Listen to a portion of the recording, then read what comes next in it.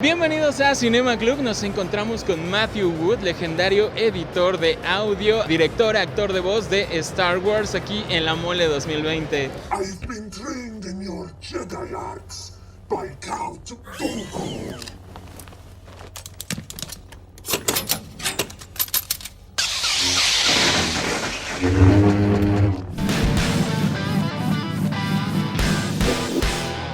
Sorry, but I have to do this. Hello there. General Kenobi. Okay, I'm dead now. How are you? I'm going great. Welcome to Mexico. Thank you very much. Yeah, I've been here for a few days. It's been lovely, and the fan response has been fantastic. Are you having a good time here? Yes, very much so. Good food, good people, good weather. It's just been lovely, yes. Amazing. Can you tell us about your work in Skywalker Sound? Sure, yeah. So I work in post-production. I do, after the film has been completed, when a film has been shot, we take all that footage back to the studio and we cut it together and make a picture edit.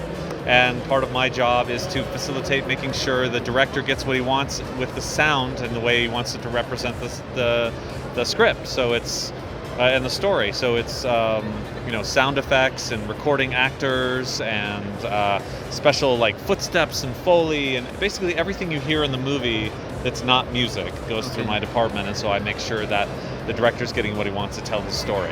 The starships and the lightsabers. Yes, everything. I mean, we have such a giant pantheon of things in Star Wars, of starships and creatures and voice processing and aliens and helmets and masks and all those different things. So it takes a good year or more for us to finish the post-production of a Star Wars film.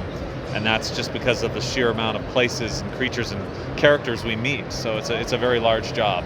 Okay. You also are a director of voice and a voice actor in some Star Wars products. Well, right, yeah. I've worked on video games for Star Wars, and I'll do some voice directing.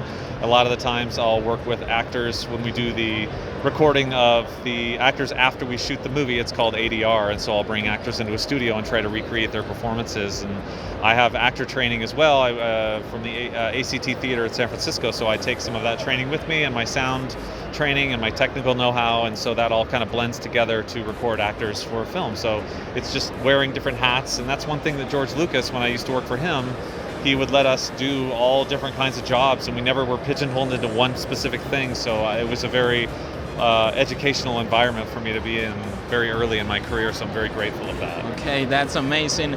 You also play General Grievous in episode 3. What is the story behind the voice? Oh, well, Grievous was a character that I saw George had developed with Warren Fu, the way the character looked with the bone mask and this very larger-than-life character, and we animated him for the Clone Wars series that Genndy Tartakovsky did, and so we had to come up with a voice for that, and that was part of my job, was coming up with a process of how the voice would sound coming out of that voice synthesizer box.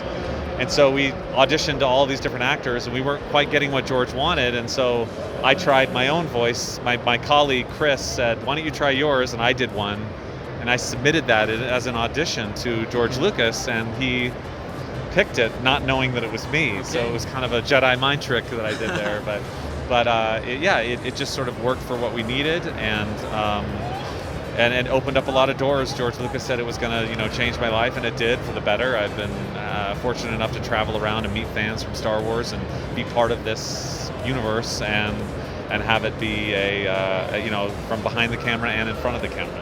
Okay, that's amazing. Oh, thank you so much for your time. And some final words to all the Star Wars fans in Mexico. Well, may the Force be with you, and aplástalos, hazlos sufrir.